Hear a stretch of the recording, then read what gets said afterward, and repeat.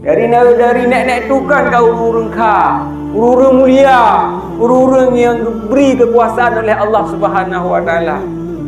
Jadi awak kamu soleh kan.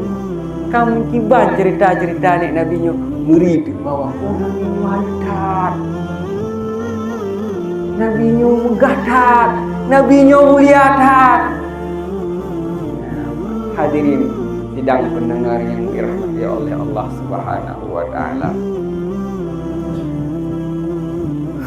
Nampak kali tu lelo kita cerita dah. Kalau dia cerita yo, baru ikut dah cerita yo. Dia mesti kena buat nanti baru nak apa lama kalau terus lebih tu lama. Tiba dah pakai dah. Tiba ni nak. Dia le cerita dah, dia cerita lo. Ya, orang kau tiba. Hadirin